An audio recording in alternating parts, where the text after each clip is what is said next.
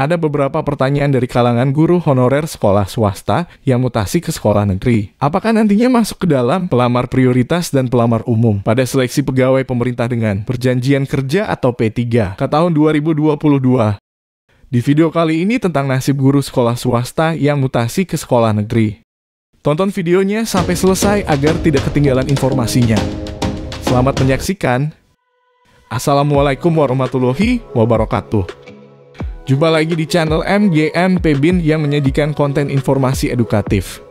Sebelum menjawab hal ini, kita lihat terlebih dahulu Peraturan Menteri Pendayagunaan Aparatur Negara dan Reformasi Birokrasi atau Permenpan RB Nomor 20 Tahun 2022 yang mana diuntuk seleksi pegawai pemerintah dengan perjanjian kerja atau P3K Guru 2022. Pendaftarnya dibedakan menjadi 3 kategori. 3 kategori pendaftar tersebut adalah guru yang sudah lulus passing grade, kemudian guru yang belum lulus passing grade, dan guru yang masuk dalam kategori pelamar umum. Kategori guru lulus passing grade. Untuk guru yang lulus passing grade, artinya guru tersebut sudah mengikuti seleksi pegawai pemerintah dengan perjanjian kerja atau P3K Guru tahun 2021 dan sudah mencapai nilai ambang batas. Baik itu guru lulus passing grade kategori 1, kategori 2, maupun kategori 3. Ketiga kategori guru yang lulus passing grade yaitu tenaga honorer kategori 2 atau THK 2, guru honorer negeri, lulusan pendidikan profesi guru atau PPG, dan guru sekolah swasta tersebut nantinya tinggal menunggu penempatan.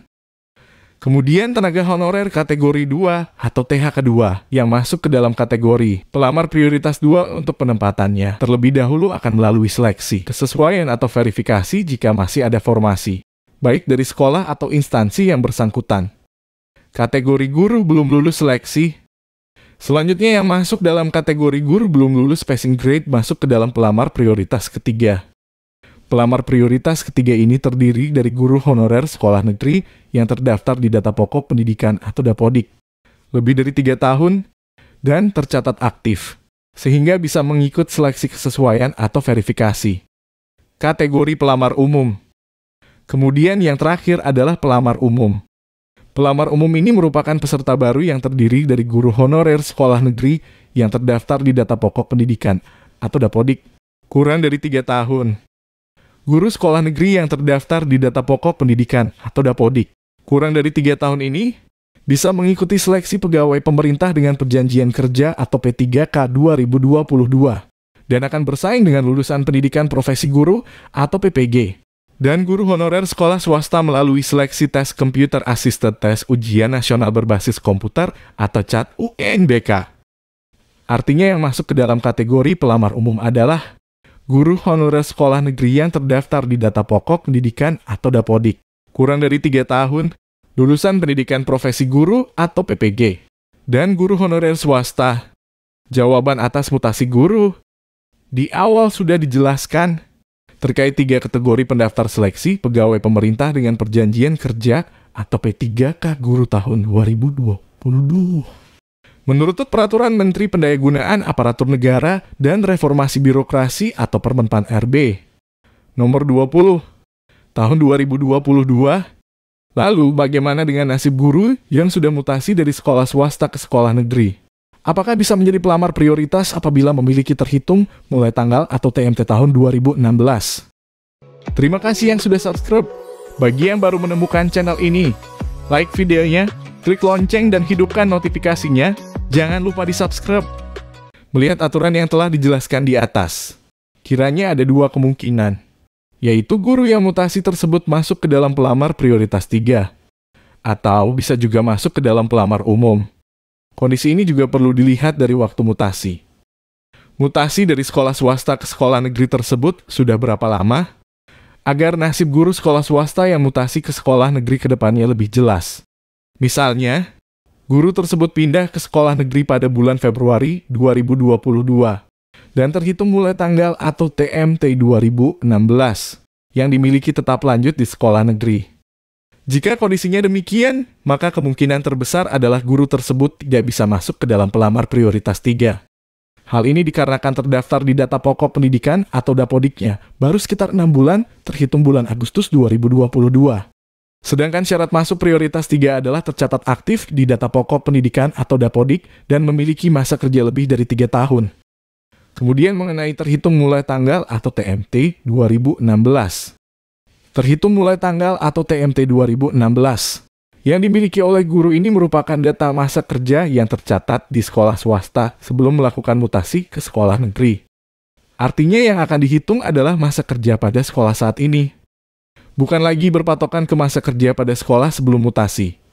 Dengan demikian, guru yang mutasi tersebut diakui di sekolah negeri dan tercatat pada sistem-sistem seleksi calon aparatur sipil nasional atau SSCASN, yang nantinya terintegrasi ini memiliki masa kerja kurang dari 3 tahun.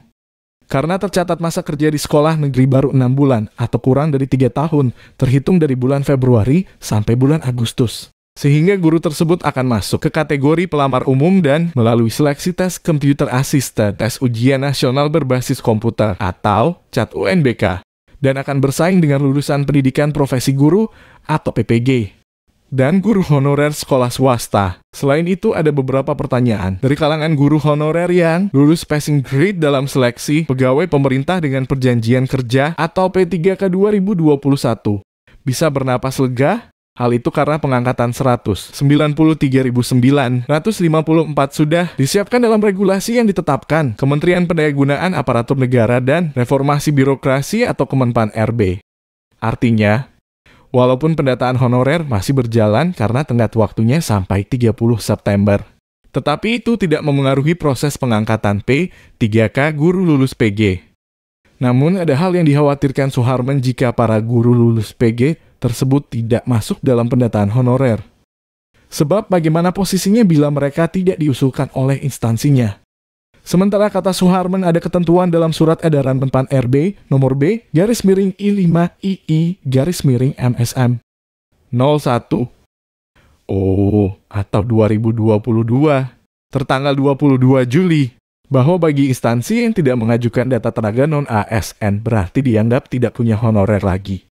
Dengan demikian, seluruh tenaga non-ASN yang tak masuk pendataan honorer tidak akan diselesaikan oleh pemerintah. Dia menjelaskan pendataan tenaga non-ASN ini akan menjadi database pemerintah.